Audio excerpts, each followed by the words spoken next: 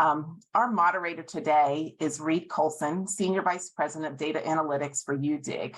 UDIG is a technology consulting company based in Richmond, Virginia, focused on enabling businesses with modern solutions. Reed was previously Markel Corporation's Chief Data and Analytics Officer and Head of Innovation. Our panelists today, one is Farah Ahmed, who is the President and CEO of the Fragrance Creators Association, a trade association representing fragrance manufacturing and use in North America.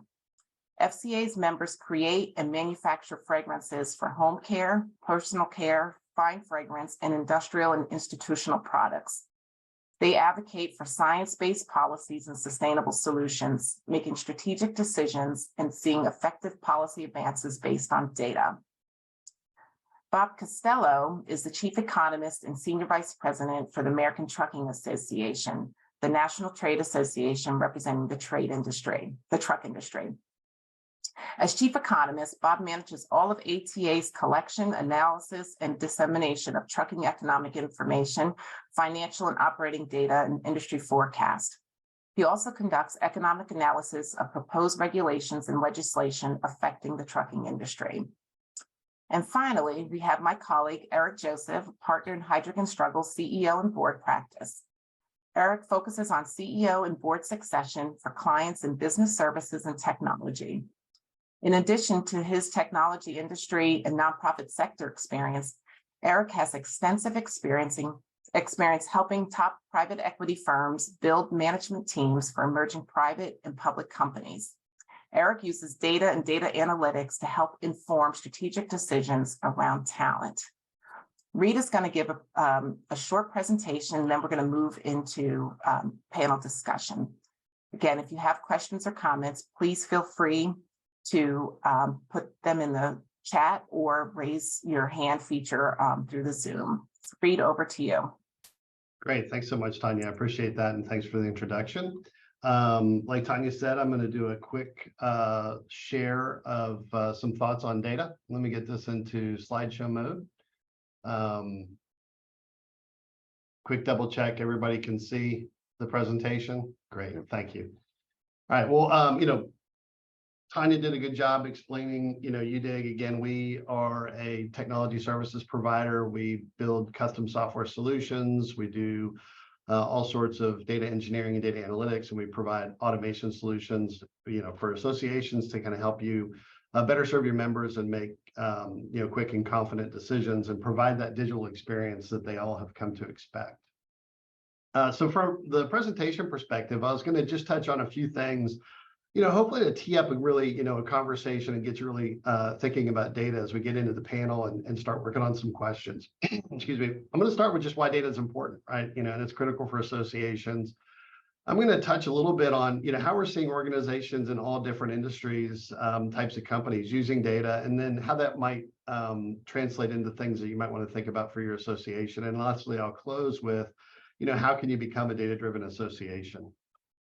So starting with why, right? I think it's really important to understand why, right? There's a purpose for data, right? It's not just serving its own needs. And so what can it do for associations? The long and short of it is data leaders outperform their peers. There have been dozens of studies. They've been done by magazines, by consulting firms, and by by universities. And what they find in every case is that companies and organizations that are better at using data to support their business strategies and their business decision-making outperform their peers. This is across industry, across company, and across organization types. I've highlighted 4. I've actually got about 15 others that we could quote from here, but Forbes did a study, companies using data to support their marketing efforts had a 15% higher return on investment. Gallup did a study around employee retention, and companies that were using data to understand their employees, their employee needs, their employee satisfaction had a 21% better retention of their employees. Gartner did a study, companies that were using data to understand why their customers and members were either staying or leaving were able to implement strategies that reduced their churn by 15%. And McKinsey did a study in 2016 that companies that were better than their peers at using data to support and make decisions had 5% higher profitability. So to me, this is a pretty compelling call as to, why you need to really focus on understanding how data can best support your organization. And so what I thought I'd start with is just touch on a few sort of macro trends we're seeing. This isn't an exhaustive list of everything going on, but I thought these were some that might be interesting and relevant for associations.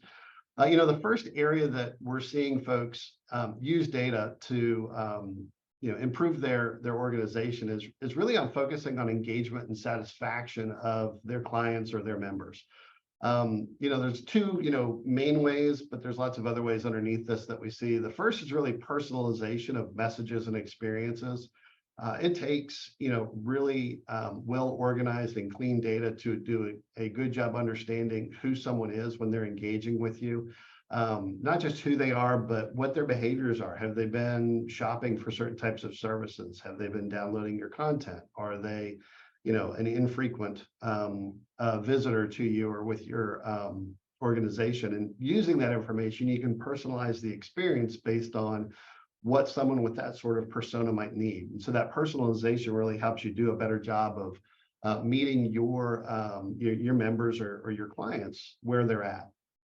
The second thing that we're seeing is using data to understand and fix customer journeys dissatisfiers. And so, what I mean by this is, the life cycle of a customer will essentially have a journey. It'll go from becoming aware to, onboarding to consuming and potentially repurchasing or renewing memberships. And so, a lot of what you hear about is companies that track net promoter scores. Companies that are doing really well with this are looking beneath the net promoter score, and they're finding segments within the net promoter score that are either very high or very low. And then they're trying to associate that different net promoter score with experience that they had in the journey. So they might find that, maybe there's individuals that tried to engage with them via email and got referred to a call that then resulted in a fax and a letter. And that experience is terrible. And that's a pocket where they had really poor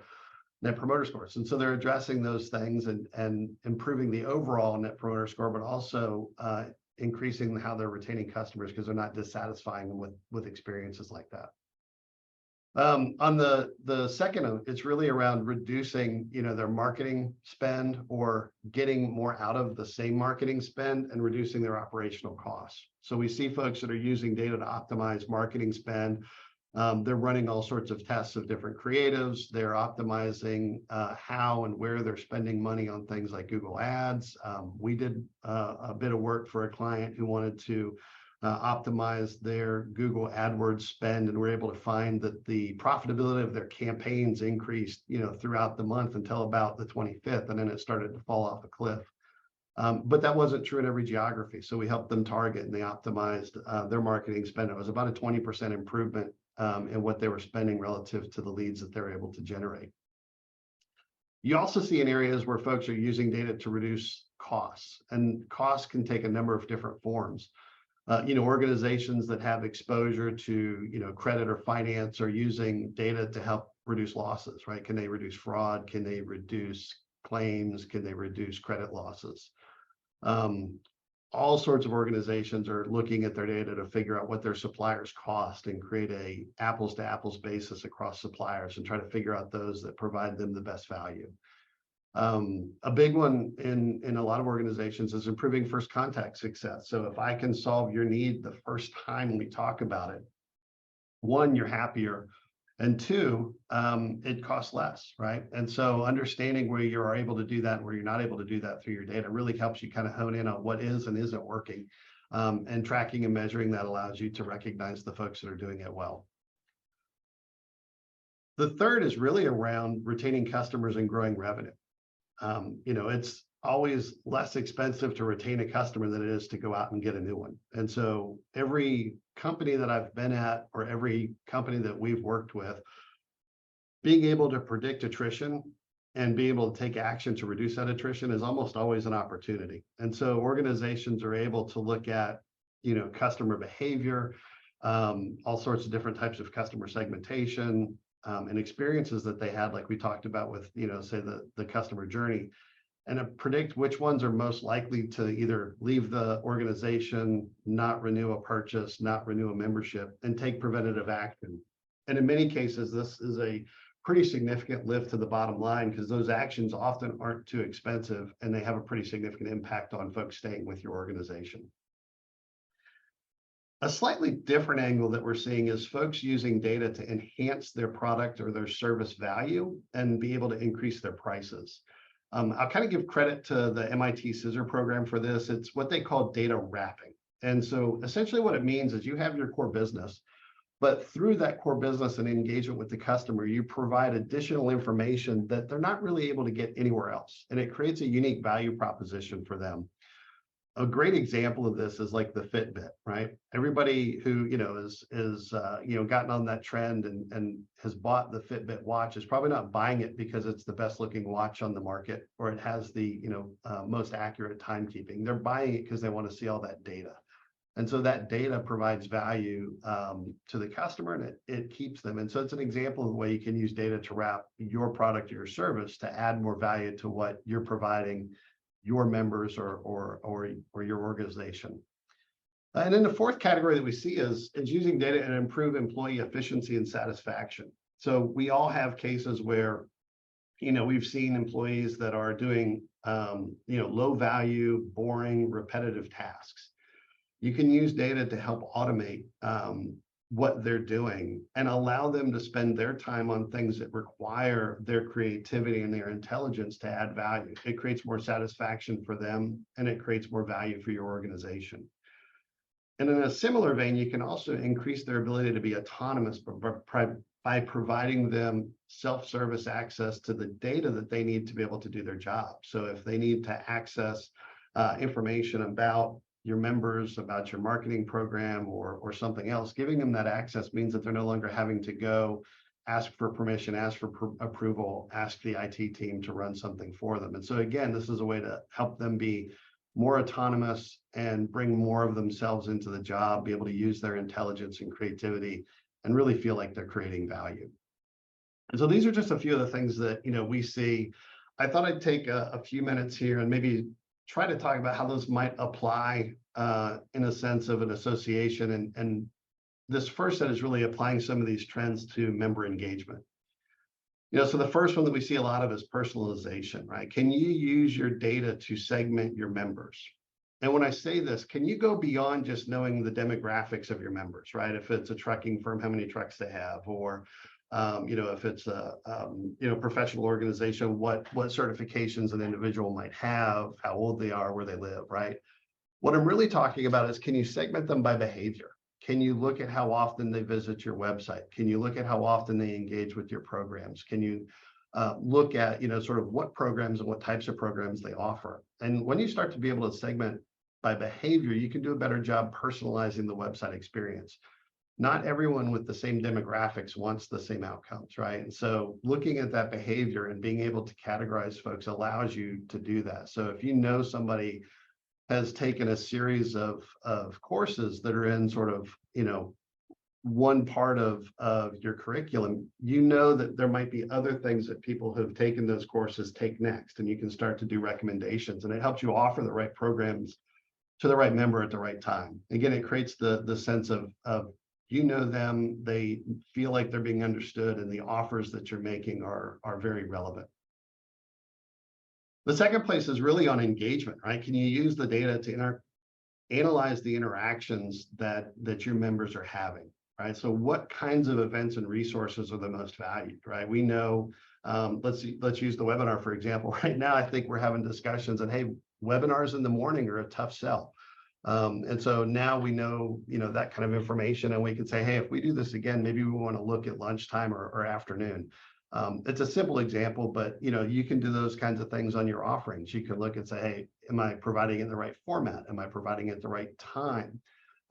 If I do marketing around it, which types of things generate the most interest? What types of members are the most active? And again, kind of increase the engagement through your data on how folks have engaged with you historically. And then identify dissatisfiers is sort of the third piece here on member engagement. So Maybe onboarding is really tough. Folks don't get any sort of information on how to navigate the website, or it's difficult for them to set up their username and password so they can log in. You can spend some time to look at where you're getting feedback from your members and what parts of your process or your website or your program and events are not meeting their needs, and really work on focusing on those. You can really figure out those root cause of complaints. The other thing you can do is really reach members who are not engaged, right? So are folks ghosting you? Those might be folks who might not renew. If they're not attending the sessions, they're not hitting the website, they're not downloading your content, they might not be somebody who feels like they're getting value out of the programs or the membership, and they might be somebody who's at risk for you from a renewal perspective. So that's sort of one set of thoughts around an opportunity to apply some of those trends to member engagement.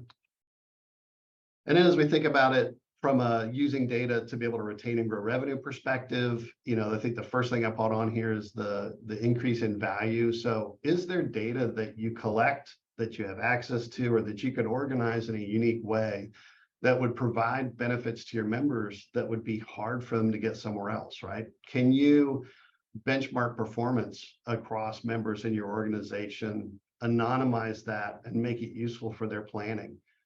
Could you go further and combine that with third-party data that you can either acquire or collect to be able to offer even more value? So is there something there just in the unique position that you have with a set of peers that you can pull together information that they would find useful? And then I think on top of that, it's how easy is it for them to use and interact with? So are there things that you can do to make it easily available and compelling for them? Selling products, right? Are there items that you have in, education or other sorts of extensions to your association that make sense to cross-sell as an opportunity? You can also look and say, hey, what are people searching on that they can't find? Maybe there's a product set that we have missing. Are folks looking for certain types of education? Are they looking for certain types of networking events? And there's no result that they're finding on our website. Those searches are gold. They kind of help you figure out and plan, future content. And then the last on this, but certainly not the least, is can you stem attrition, right? Can you use the data to eliminate issues that your members have with your organization? You can look at some of those behavioral type things that we talked about in personalization, and you can start to identify members that are either not likely to renew, or maybe they're just not going to use your services. So maybe they just need a little bit of a refresh of what you offer, or orient around your website on how they find things, but be able to stem that sort of attrition. So you can intervene and change that outcome, and measure what you're doing and repeat what's working. And so hopefully that was a helpful tour through a little bit of what we're seeing outside the industry and how it might apply within an association. Like I said, data is incredibly important, and folks who are data-driven and making their business decisions outperform their peers. And when I have this conversation, the first question I always get is, well, how do I become data-driven if I'm not already there? And what's really nice is there have been studies around this. So McKinsey is a study that I'm citing here. They took a look at roughly 300 organizations that were noted as having analytic and sort of data capabilities that were beyond their peers. And they asked them questions about a set of about 12 different factors, and asked them which ones they thought had the most impact on them being able to advance their capabilities and become a data leader. And there really were two that stood out. One is constructing a strategy to pursue data and analytics, so have a plan and follow it. And the second was ensuring that senior management leadership of that data and analytics function. And so what I wanted to just close with are some thoughts on how you can develop that data strategy and talk a little bit about what is. So a data strategy is really a comprehensive plan for you to be able to use data to enable your organization to perform its best. It really has 4 components. There's a story component to it. It's where you talk about the vision and goals, the plans, the use cases, the success metrics. So what is data going to do for you? And an example could be something like, we're going to use data to enable everyone to do their best work, right? Oversimplified. And then you'd have goals, use cases, and success metrics around that. The second is oversight, right? So if you have a plan and you have a strategy, you're going to need to have resources and folks that are accountable for it to get it put in place. So this will be some delivery roles, some oversight committees, risk and issues, and you're going to need some program funding. You then have the transformation. This is where most people focus, right? Like, what is the work we're doing? I need a new data warehouse. I need a new business intelligence tool. I need to be able to aggregate data from all these disparate systems in my organization. This is, building those requirements, figuring out what that architecture looks like, building that data infrastructure and governing it. And then the last piece, and this is one that is probably the most frequently overlooked, is really the culture aspects of the data strategy. So what's the change management plan? You're impacting your organization a lot when you're asking them to start using data. You're asking them to have care with data entry because you want to make sure that the data is high quality. You're asking them to follow standards around how things are named so that you can be certain what the data is that you're using. So how do you work through that change management plan and help them understand why this is important? Support them with that education and training, communicate regularly. There may be different roles that you need in the organization. Do you need somebody who's a data analyst, or do you need somebody who's a data engineer? And in larger organizations, you often see communities of practice. Can we bring practitioners of things related to data together across different parts of the organization to share best practices? So that's the plan. How do you get started? Really, you start by understanding sort of where you're at today. And, we have a data strategy accelerator. This is an example of what we'll do. You would start with a maturity assessment. We have about 5 different dimensions you look at. You understand where you're at. And then you have a conversation around what some of the findings and key challenges are. Folks don't trust the quality of your data. Folks have to move from one system to the other and do a lot of data entry. It's very manual and cumbersome to put together quarterly or annual reports, things like that. And from that, you'd say, all right, well, where do I want to be? And you envision that future state. Well, then you start from there to decide what that target state looks like. I need to develop a roadmap of projects and activities that help get you there. And so that's really kind of the process of, kind of understanding what a data strategy is, what are some best practices, and sort of the process of building one and putting together and then executing against that strategy. So from a wrap-up perspective, what I would share with you is that data leadership is going to create quantifiable benefits for your organization. There's enough studies on it, and I've seen it in enough different companies. I mean, you go back to Moneyball, right? It even works in baseball. It will work. You have to approach it with a strategy.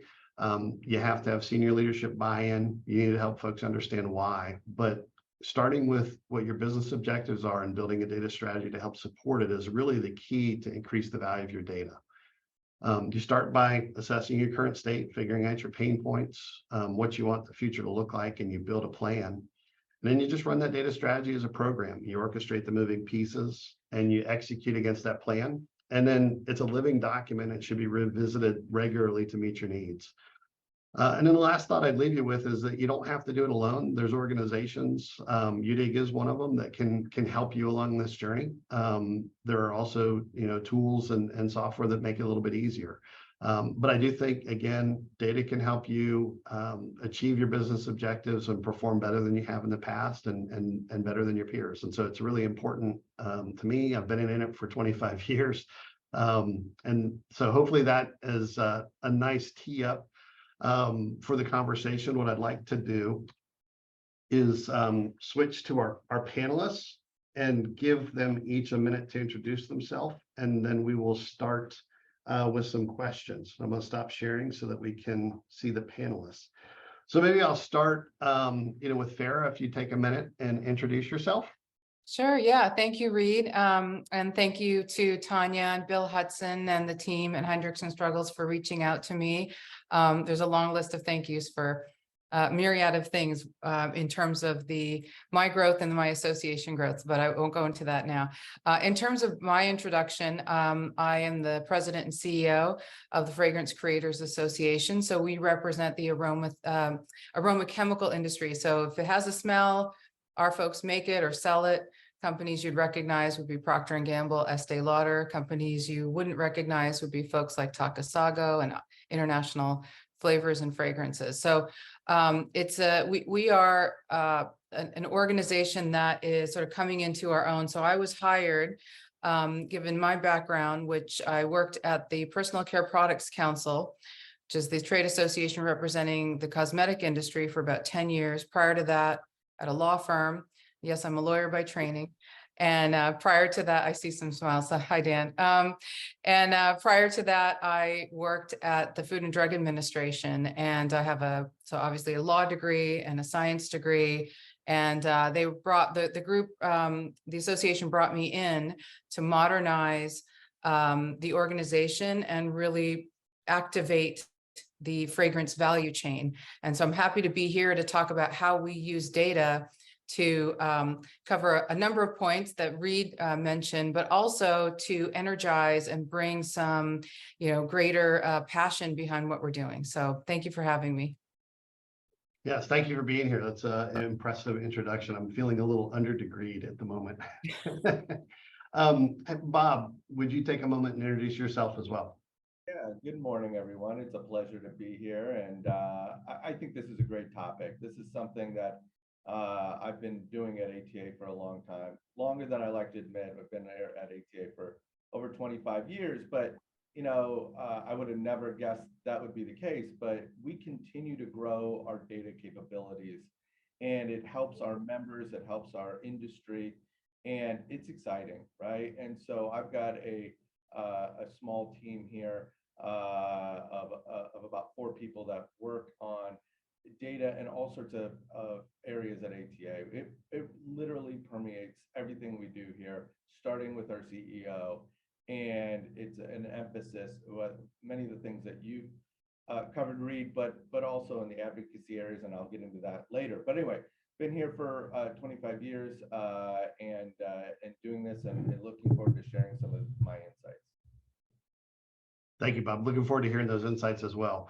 And last but not least, Eric, would you take a few minutes and introduce yourself, and then we will jump into questions for the panel? Yeah, absolutely. And thank you for having me. And I agree with Bob. This is a really interesting topic, and it's important, not only to our respective organizations, but it's fundamentally changing the world as we sit here today. Particularly with some of the rapid progression of some of the AI technology. We're seeing a lot of disruption in what we have typically seen in the normal course of running companies and operating businesses. I am based in Washington. I've been with our firm for 27 years. Our business has changed dramatically over the decades that I've been here. Today, I'd like to talk a bit about how advancements in data collection and data analytics have fundamentally changed what our firm does for clients, particularly in the area of assessing leaders, assessing and shaping corporate cultures, and leveraging predictive analytics to make better longer-term talent decisions. And I'd be happy to go into some case studies or more details as we get into the discussion. But it's fascinating to me to reflect back on when I came into this business in the late 90s. We had resumes, we did interviews, we conducted reference calls, and we kind of spitballed, providing opinions on the capabilities of leaders, and we hope we would get it right. Today, we're armed with immense amounts of data, immense amounts of analytics around that data, technology products that allow us to go much deeper in assessing skill sets of leaders that we never had the opportunity to do in the past. And it's fundamentally allowing us to add a lot more value to our clients in making talent decisions, planning for succession, and even developing leaders when they're in their roles. So looking forward to getting into some of those topics today. Thank you for having me. Yeah, thanks, Eric. I'm excited too, because I think it just further emphasizes the diversity of capability that data can bring, right? It's just really limited to the creativity that you have on how you apply it to your business challenges. So again, what you shared are some really interesting examples. From a logistics standpoint here, we've got a few scripted questions that we're going to ask. If folks want to ask questions, like Tanya said before, either use the raise your hand function or type them into the meeting chat. We really want to hear from you, and we'll facilitate getting those questions to the panelists. So I'll start off with, a question, and I kind of have a different one for each of you from our prep. So maybe I'll start again with Farah. This year, FCA unveiled a data insight program designed to track and predict trends in the industry insights for the fragrance industry. Could you share a little bit more about the benefit this provides your customers and for the industry overall, or your members, sorry?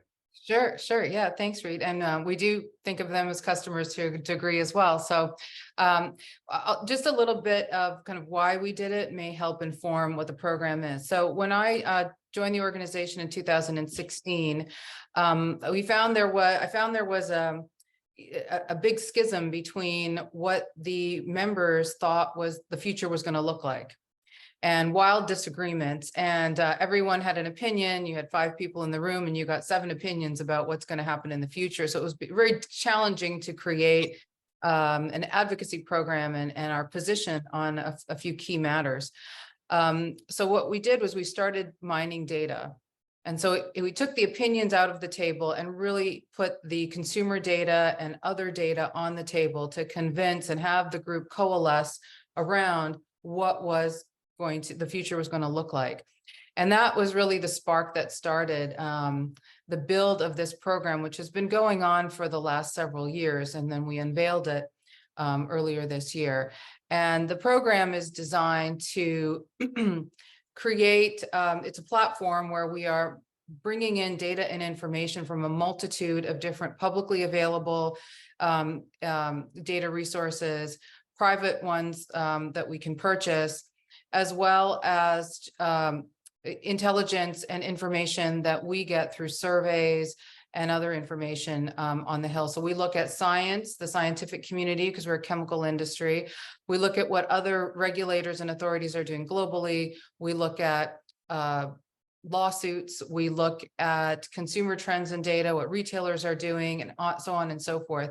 And we built and honed this program. It's really designed to pinpoint what we are going to face on the policy and regulatory front. So in a nutshell, that's the program. We have an internal member of the team who's dedicated to the data architecture, the finding data resources and building those, and then doing the overseeing the analytic portion as well.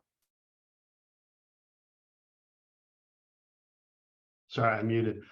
That's very interesting. I was going to ask as a follow-up, I often find when you start something new from a, data discovery space, you often either refute or reinforce some of the opinions that were held prior. So I'd imagine as you started to share this data with that group, you had some interesting reactions. I'd be curious to just learn a little bit about, how that went and sort of what you learned from that process. Yeah, you're absolutely right. And we said then, and we continue to say now, this is a tool. It's not a decision maker for us, but rather it's a tool.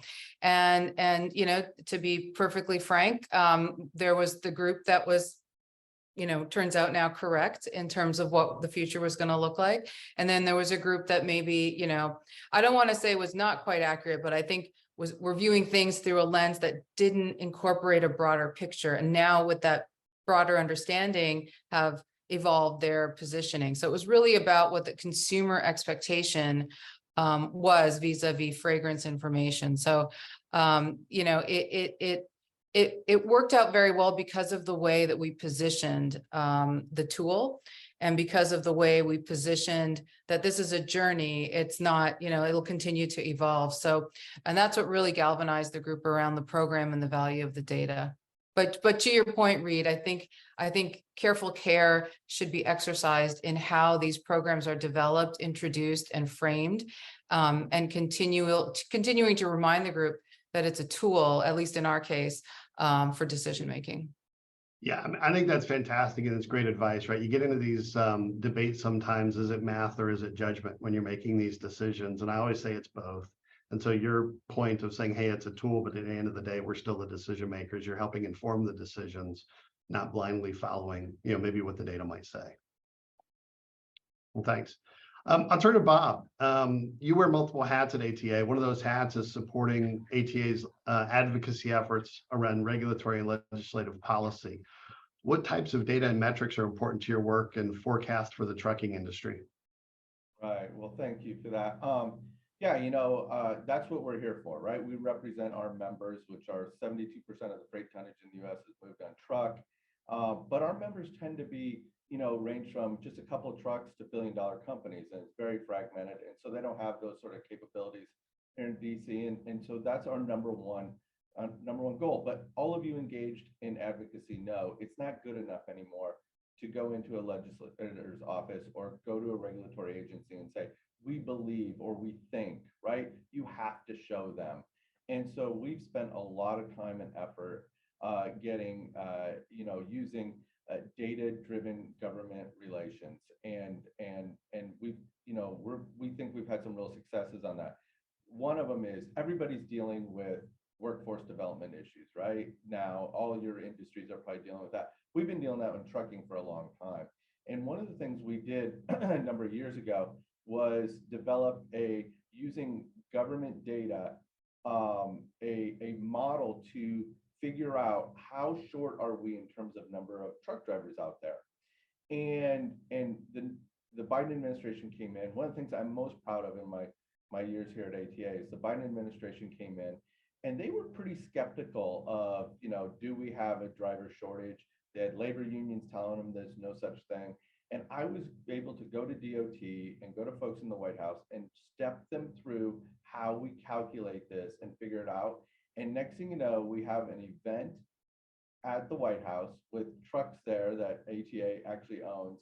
And they're talking about, the administration's talking about the driver shortage. The labor unions were talking about the labor shortage. And then we got a pilot program to lower for 3,000 folks to lower the age from 20 to 18 to start driving. We, with all sorts of technology and so forth, additional technology and training, and we're getting more funding for training of drivers and so forth. So that was really exciting. That by walking them through how we got to these numbers, we were able to get some real successes there. Another one is, for years we have, on the advocacy side, people are like, we don't need to invest in roads and bridges. We just need to move more freight to rail. And I'm able to take data and show them trucks and trains are not competitors, we're complements.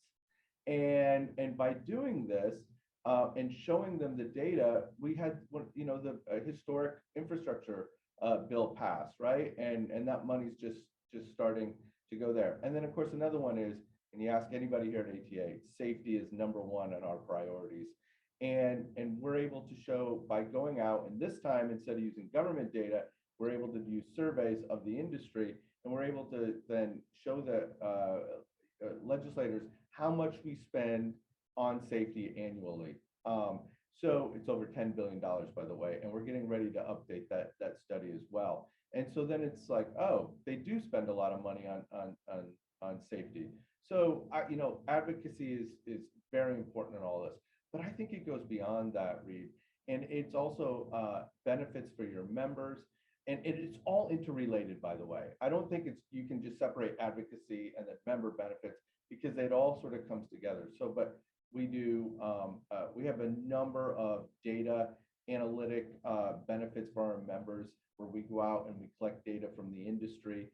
And then we give it back to them, and it's free for them if they're members, and they get a data portal that they can go to and compare themselves to the rest of the industry. It's very robust data that we collect. My team collects every month, but then we turn around and use that in webinars. I go out and I speak, and then that leads to more members coming in. It leads to member retention. So I think it's all sort of, it leads to press opportunities. And so I think it's in sponsorships, by the way, then we get the webinar sponsored, we get other things sponsored. So I think it's all interrelated. And I think there's a lot of potential out there for associations that are not doing this sort of thing yet. Gotcha. Wow, that's a lot. Two kind of follow-ups come to mind for me. So one is, the process of taking your data out to another organization and sharing with them, right? I think, a couple of things in my experience tend to happen. One is they often have their own data and it may not align or agree with yours. So you have some conversation to kind of talk through, how and where you get the data and kind of figure out, I guess, to some respect, which one's right. But also then when sometimes you get them to understand, they become, really sort of your champion and start to speak for you, which is often even more powerful than speaking for yourself. So, as you started to take your data out to say like DOT and other organizations, did you experience some of those things, and any experiences that you'd share from an advice perspective? Of course, that happens, and that's a good point. I think it's important that you have you're doing this in the right way, right? I mean, it's we're very lucky that we're big enough here at ATA to have a team of folks that are trained in this sort of thing, including myself. But it doesn't mean you have to have a team to do that. You can go out and get consultants to help and so forth. But then, as long as you're doing it in the right way and explaining to DOT or other regulatory agencies, I find them very receptive because they all want more data. One of the things that's helped us too is the Federal Reserve often points to our data, and then that gives it credibility. And how did we get that? I went over and met with folks and showed them some of the stuff we were doing, and because the Census Bureau and Department of Labor doesn't go and collect data on volumes in the trucking industry every month. So we do that. And by showing them what we did and how big our sample size was, they were impressed. And so they started quoting it, and that also helps. So I think it can just feed on itself and really grow over the years. Yeah, that's awesome. We'll come back to that a little bit. So I'll just turn now to Eric. I'm really interested here because, again, I think this is going to represent some, diversity in some of the use cases, but still really relevant to the group. So to ask, as an executive search consultant, you mentioned using data in support of the recruitment and assessment of senior level talent. What sorts of data you're collecting, and what are the various ways and purpose you use data throughout the search and leadership consulting process? Yeah, thank you, Reed, and I appreciate you mentioning the leadership consulting process, because our firm, to overly simplify the structure of our firm, we really have two sides of the organization: our executive search business and our leadership advisory business, which we brand Heidrick Consulting. And one of the most, to me, transformative uses of data has been in how we assess executives. And we now assess executives not only for selection purposes during a search process, but we also assess executives as part of leadership development programs. And in many cases, we've seen this be extremely transformative in that organizations now automatically don't rush to replace their CFO or replace their CEO when things aren't going well. They may need to develop them differently. They may need to coach them through specific coaching and development programs or learning and development programs. So in some ways, we're getting our clients to use their human capital assets differently and more efficiently, and not automatically rush to, we need to replace the team because the organization isn't performing the way that we expect. So that's one application of data. And the assessment process is now, supported by technology that provides analytics and allows us to get to topics around adaptability, resiliency, collaboration, and trust, things that you just simply could not unpack in a traditional interview or in doing references on a particular leader, whether they were internal references or marketplace references. So, the assessment area is one major application where we're seeing data play a transformative role. I mentioned in the opening that we're also really examining corporate culture.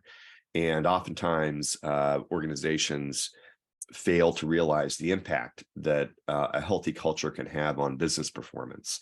It's not all about hitting the financial metrics. It's not, about operating the most efficient organization, the most cost-effective organization. It's about shaping and maintaining a healthy culture. And we have data collection instruments that allow us to really examine the state of an organization's culture and what elements of that need to be shaped more positively to support a healthier organization and ultimately stronger business performance. So culture and what we call leadership style, is playing a very big role in what we're doing for clients, and the data analytics behind that plays an important role. And then finally, in the area of predictive analytics, we're working with clients, and I'll name a few: Nike, Google, the accounting firm EY, a local Washington company, SAIC, on very long-term CEO succession projects where we're now able to go much deeper in the organization, identify potential future CEO candidates using predictive analytics data on performance track records and other indicators that would shed light on somebody's capability to be developed into a CEO or to be developed into a CFO. And what used to be the typical phone call into Heidrick & Struggles, hey, we're going to lose our CEO, or our CEO is about to retire, or we don't like the head coach anymore, we need a new one, go. That used to be the motion that we would be dealing.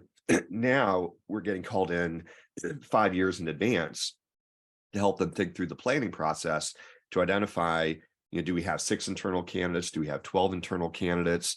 What are the gap areas of those candidates? And what can we do to close those gaps over time? So when we get to a point of a transition, we're better prepared. We have more internal options, et cetera. So, the role that data and data analytics is playing in our business is phenomenal. And, we're very excited to see what the future will bring for our firm and for our clients. That's awesome. I would imagine too that, bringing data into the selection process has the potential to either amplify or sort of minimize bias in that selection process. So, how are you educating clients on this, and sort of what practices are you taking to make sure that the data that's, being collected and used in that selection process is leaning more towards the minimization of bias? Yeah, well, it's minimization of bias, and it's also kind of reducing the good old-fashioned gut feel decision making, right? So everything that we do, the reports that we generate, the conversations that we have with clients is much more scientific today than it was even a decade ago, right? Where you'd hear, oh, this is a good person, oh, they interviewed well, they had great presence, they have executive stature. What do those things really mean? Now we're able to, as I mentioned, look at what data evidence is there that somebody can build talent and teams, that they can shape strategy, they can drive for results. Is there evidence that a leader is inspiring and influencing others? Those are the topics we're now talking about, rather than, oh, their in the room presence was great, their communication skills are great, they're coming from a great company, therefore they're going to be great in this other company. That was a decade ago. Today, it's much more scientific based, and it does eliminate bias because the data's fact, right? Yeah, and are you finding that the data that you collect for that is company specific, or you can generalize, across companies with that sort of performance prediction? Well, obviously, as it relates to publicly traded companies, there's a lot of data out there that that we get access to and we can use. But many of the organizations that we serve are not publicly traded. They're either owned by a private equity consortium or they're a nonprofit. And we don't have the publicly available data, so we use our data collection instruments. And I think some of you may have participated in a session that Bill Hudson ran a couple of years ago, looking at one of these tools called Leadership Signature, which really evaluates how somebody leads and how somebody shows up across 8 different leadership patterns. And that data is now informing major decisions, rather than just kind of using intuition and gut feel to make these important talent related decisions. Gotcha. Well, thanks. Maybe I'll work with you offline and see if I can get some coaching for my kids so they can be on that future CEO list. I'll turn back to FARA. So FCA recently had a big policy win that you attribute in part because you had good data to support your advocacy efforts. Can you tell us a little bit more about that? Maybe how your data's collections transformed the strategic direction of the organization. Yeah, sure thing. Recently, and those that are in the chemical arena, I see CropLife here, can appreciate that at the state level, it at times feels like playing whack-a-mole and catching up with what issues are going to pop up at what state. our data program told us earlier this year, identified 7 fragrance related ingredients that would likely be a target. And so we, again, this is still a bit beta, so we are careful to, you know, we didn't share those ingredients externally because companies can react. So we very much internal, and I wanted to highlight that. But it allowed us to get going and doing the groundwork earlier, seeing what data was out there, putting together communication one-pagers explaining the safety, and then doing the softer education. So this bill that was introduced, it slowly and then inevitably ended up fizzling and dying before it could move any further.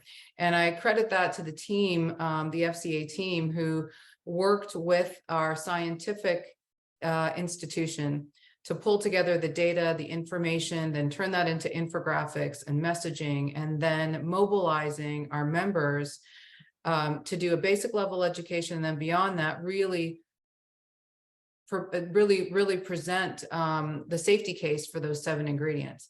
So the timeline for this, from the time the bill was introduced to when it was taken off the table, were just a mere months. And had we not planned in advance, we would not have been able to do this work. So that would be just a real life example. Did we get lucky? We don't think so, but time will tell as we continue. I think we've got 12, the next 12 that we're looking at now. So it really helped us get the initial investment in terms of member engagement as well. And, you know, I was dipping in and out of these meetings, and there's definitely a level of excitement. Like, let's see if this experiment is working or will work. And I think that for those in the association space goes a long way, because our members are what drive us. That's the gas in the engine. And it has helped bring a sense of, I think, just a sense of curiosity at first, and then real energy behind our work. So Reed, to your point, how is it transforming the organization? Really, at the end of the day, we're finding that companies are more willing, more confident in what we're predicting. And when they're more confident, they're more willing to put funding and energy and resources behind our work. So it ultimately, it's turning into not only greater engagement, but actual, you know, speaking of brass tacks, it's actually bringing in more resources because there's more confidence. So, and then there was relatedly, my last point that I think Eric, you had touched upon was, you know, really understanding performance. And those of us that run associations, we have boards, in industry associations, we have board members who are working against financial metrics and sales figures. And oftentimes we'll look at or put too much emphasis, I would say, on the dues and the number of members you have.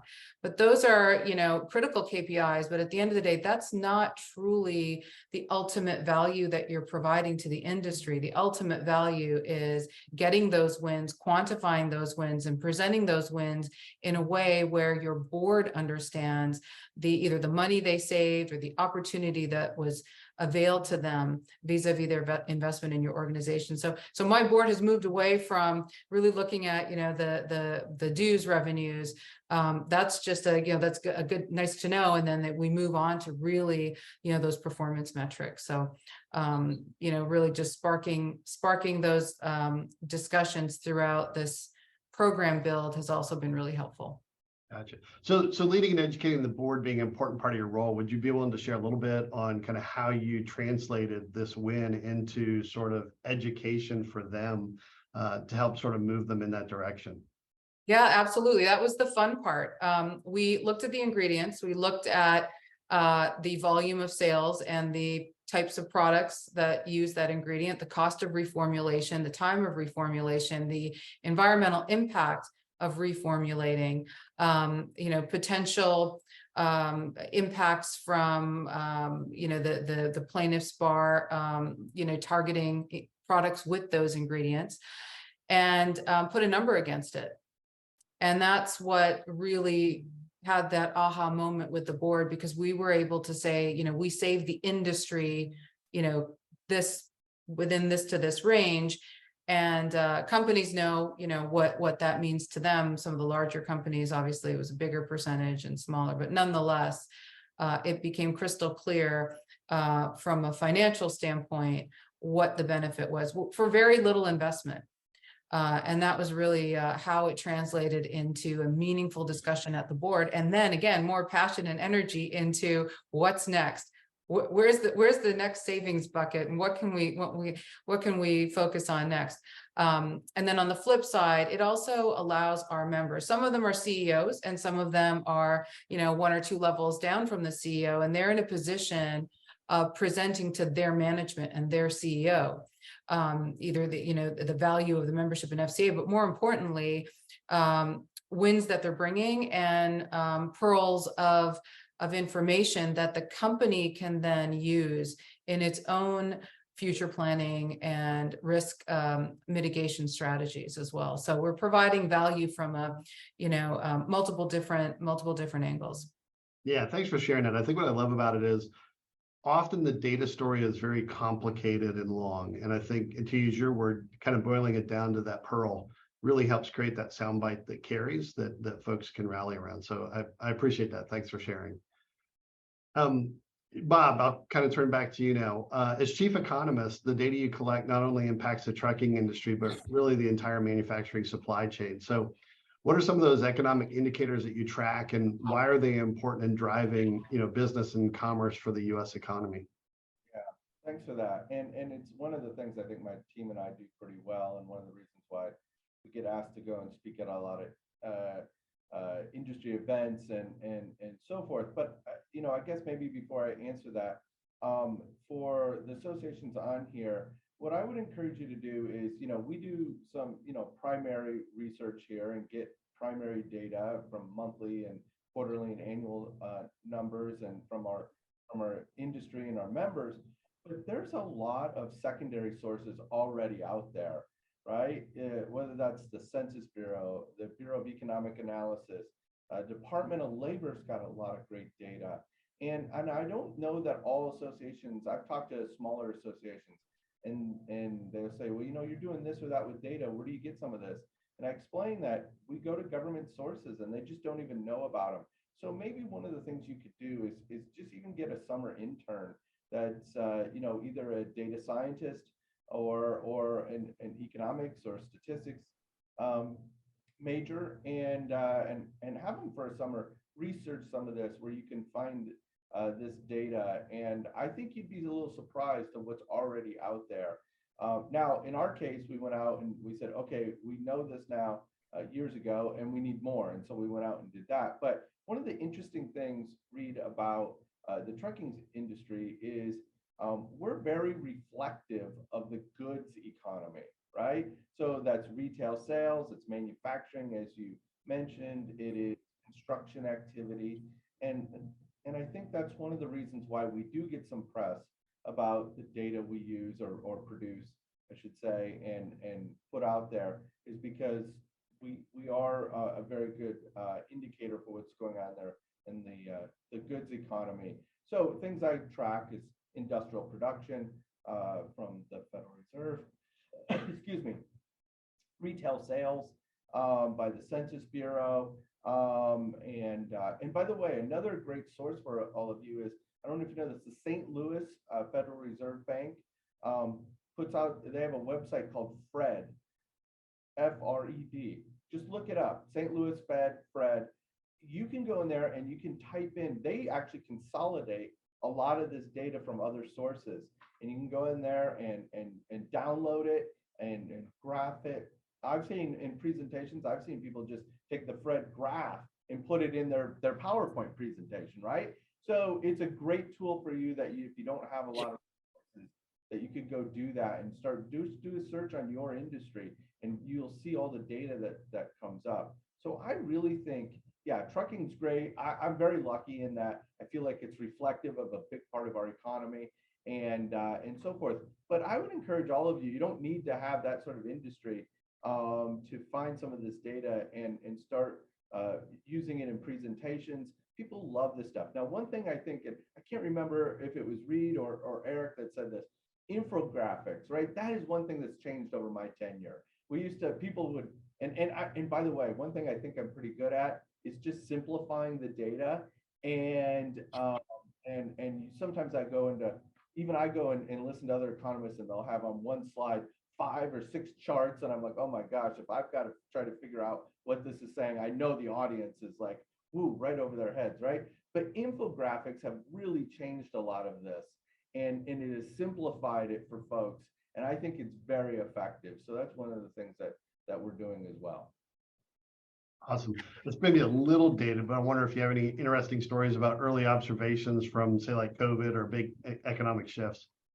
Yeah, so I was just talking to a group yesterday of supply chain folks, and I remember when COVID first hit in March of 2020, and of course my industry's coming to me and going, oh my goodness, what's going to happen? and we're trying to figure it out. But as people then went home and worked and couldn't travel and couldn't go to sporting events and couldn't go to the movies, we just started buying stuff. And when that happened, our data was the first to show it. We saw truck volumes surge, right? And so we knew that this was a very unique time in economic history and industry history.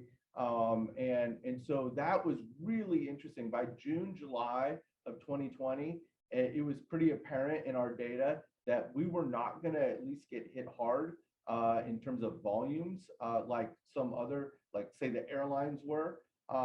And we were able to communicate that. And of course, then we had the supply chain problems and so forth, because there was just such a huge rush in demand. But it was our data that we come up with on a monthly basis that sort of helped show that right in the early stages of the pandemic.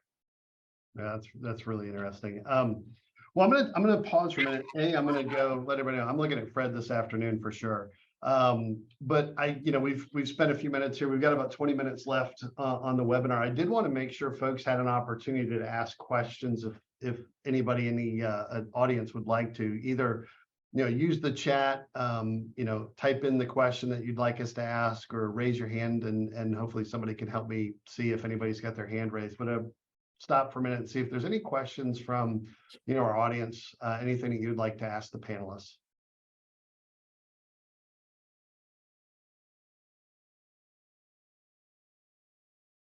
All right, well, it's open. If you guys have questions you'd like to ask, we've got a few more that, I'm going to tee these up more to the group. So anyone can answer. Reed, Yes. Christine has her hand raised. Okay. Christine. Good morning. Thank you, Tanya. My question for you is, we all have customer management systems, and we have a lot of data coming out of that. What is the key first step to taking that next move? What would you recommend for a novice? Yeah, I guess, and I'll ask the panelists to weigh in as well. To me, when we have these conversations, the first thing is to understand what you want to do with the data, right? So, do you have certain things that you're trying to do to either market to your members, or what are the use cases, right? So be clear on what you're trying to accomplish with the data. You can spend a lot of money and not achieve goals if you don't really kind of have an end in mind. So I would start there. I think the second thing I would do is I'd start to look at, well, how good is the data coming out of the CRM? Do you have quality issues? Do you have duplicates? Do you have missing information?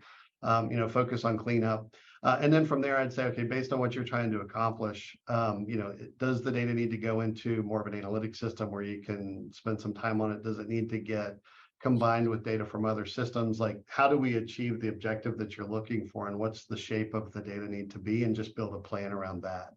I'm sure panelists, you guys have had similar opportunities.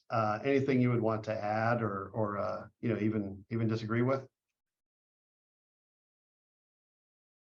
I can jump in, Reed, and that's a really good question, Christine. We use the data, and I don't know if this is a novel thing, so I don't really have a frame of reference here, but we looked at the organization from the standpoint of who is engaging, and found that in 2016, it was largely regulatory. And that didn't match up the fact that we knew that we had to really pivot and be more consumer facing, because fragrance is so high touch. Consumers are increasing their interest in fragrance. So that allowed us to use that. We used that data to convince the board to have other multifunctional experts within their companies engage. So we have on the communications committee, we have communications. That which sometimes what happens is you have a lot of regulatory folks, and that will always be kind of a foundational functional area for associations like ours. But how do you then use the data to convince companies to put in resources or people power into other functional areas? And so that's one of the things we did. And then we doubled back after a few years and showed the growth of these different functional arenas, that experts that came in from communication, branding, really true lobbying GR, and then showed, we used that and then showed how the organization has evolved. So it really did track and match I'll say growth, and more importantly, evolution of the organization and how we pivoted. So just how we used our CRM data. Thank you. Thanks for the question, Christine. Bob or Eric, anything to add? No, the only thing I would add is not specific to the data, but Reed, you brought up a very important point, because you said, what do you want to know? And then, because I get the team here comes to me a lot, whether it's our safety team, it's our environmental team, and they're saying, let's collect this, and this, and I'll be like, time out. What do you want to know in the end? And let's move backwards, right? So that we're not getting data that we don't need. And I think that's a very important thing, is to where do you want to be in the end, and then move backwards before you move back forwards to collect all that data and put it together. Right. One of the things, Bob, that we did, I was in this very similar situation, and we kind of think of this in terms of translating it to an industry vernacular, so commercial research and then basic research. So the basic research is almost, we're not sure what's going to come out of this. So while we made the investment in, the answer that we the question that we wanted to answer with the data, there was also a level of openness and curiosity to see, what other points can come, what other surprises, hopefully they're good surprises that come out of the data as well. So we used it sort of, we tried to be open-minded as well, beyond the specific question that we're trying to answer. That's a really good point, not to belabor it, but one of the things we do is, because sometimes we don't know what the answer is, right? We don't, but we want to know what's the question you want to answer or try to get answered, right? But then we bring in folks, whether outside of the core group that you think my team, to get other ideas, right, on what might influence these, whether these trends that we're seeing and what the question we're trying to answer. And I think that's really important, to bring your whole team together and sort of brainstorm about this. And then it's up to my team to sort of figure all that out. But I think that's a really good point. Great, thank you. Thanks again for the question, Christine. It's great when we hear what folks are looking to understand. Anybody else, if you have a question, just raise your hand, or again, hit the meeting chat and just type it in. One quick check before I ask another question. Does anybody have a question that they'd like to ask? I have a question for Eric. If I'm a panelist allowed to act, but I don't want to, Well, I didn't think panelists could ask other panelists questions. Yeah, I will back off if we're not. No. Farrah, please. We Go will for it. allow it. All right. Reeve says it will be allowed. Go for it. Yeah, so one of the things that myself, my peers, Tanya, Bill, Eric, I'm sure you've heard before, is how do you really know the board sentiment, for the CEO? What is the sentiment, right? And I really liked your point about using data to convince in the hiring and also, in the process afterwards, in terms of performance. So I'd love to hear you expand on, as a CEO, what are ways and how can we use data to understand the board sentiment vis-a-vis CEO performance? Yeah. Phenomenal question. And I really should have added that as another application of data that we're seeing as it relates to CEO transitions.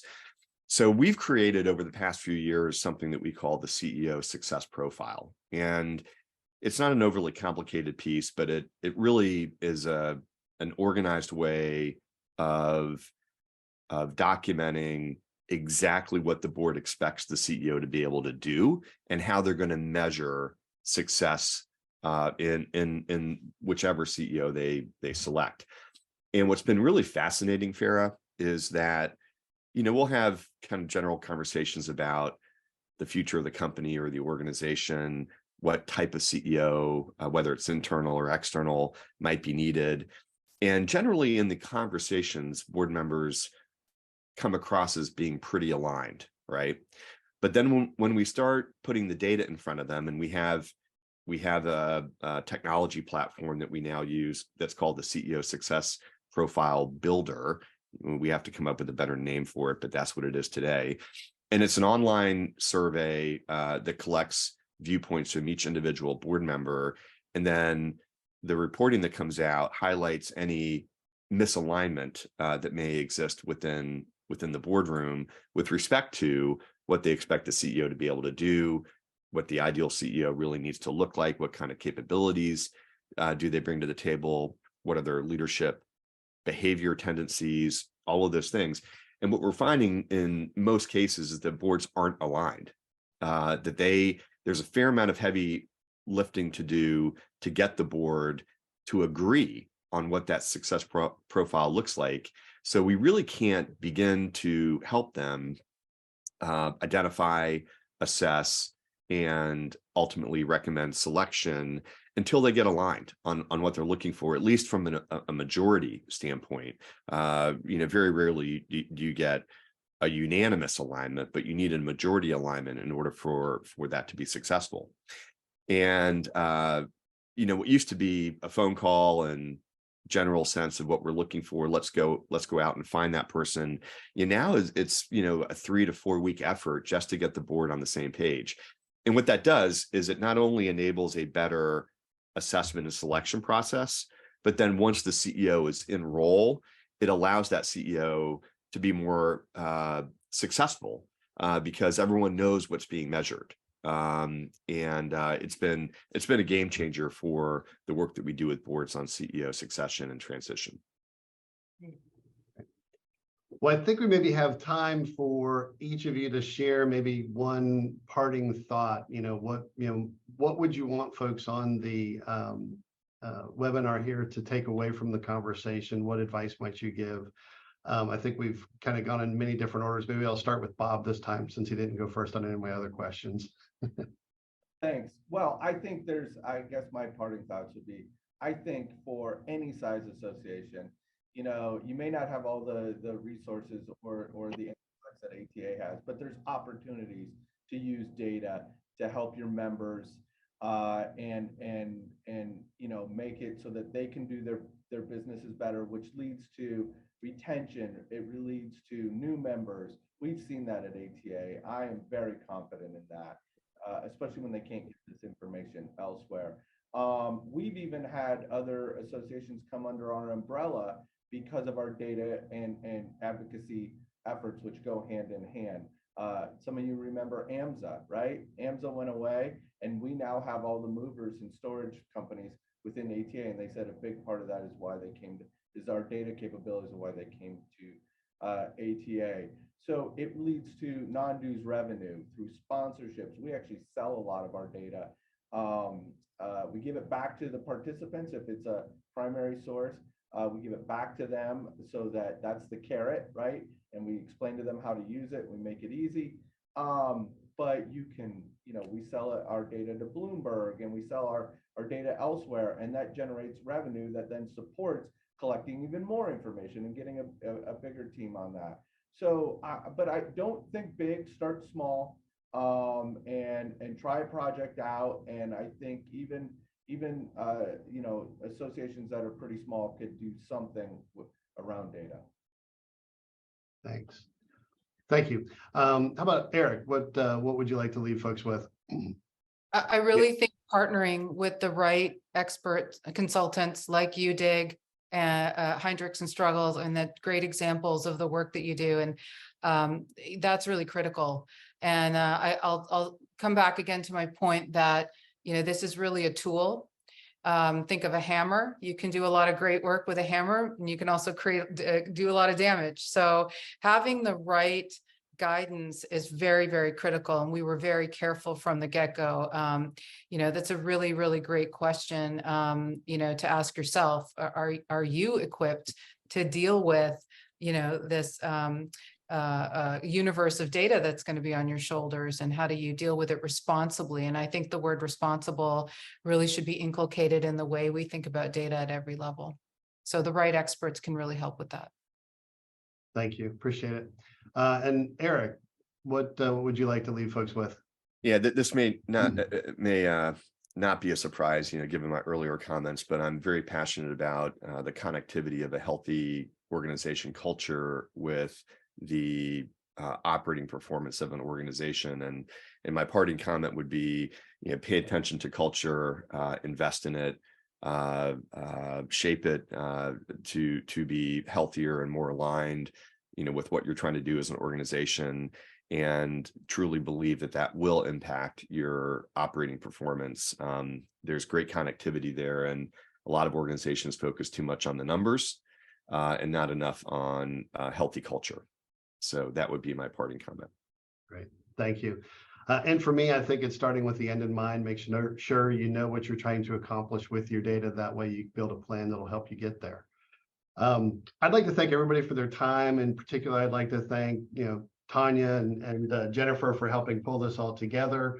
I'd like to thank, Bob and Farah and Eric for their time on the panel. I really enjoyed this. I loved hearing all the great examples and insights that you guys shared. And it's a pleasure for me to be here. And I'd like to turn it over to Gordon Kelly, who is our EVP at UDIG, to wrap us up.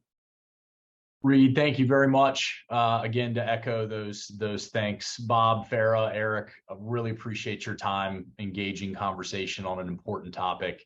And we know you're all busy, so we really appreciate the time both planning and executing what I think was a great webinar today. Reed already talked a little bit about this, the program team, highlighting Heidrick and Struggles. They've been a great partner in this planning. We think there's a lot of opportunity for additional thought leadership partnerships in a complementary way. So Bill and Tanya, thank you for your time and all the efforts in putting this together. Todd Tolbert, we're investing heavily in association vertical. We just brought Todd on to lead our association vertical out of DC. So you will likely be hearing from him on a opportunity that was a theme for today, right? It was what's that goal in mind? What are you start with the end? What's the story you're trying to tell with your data? So we have a product, data strategy accelerator that Reed referenced, that we will follow up with each of you on this, the webinar, and those that registered that weren't able to make it. So we think it's a great starting point for those that are looking to better leverage data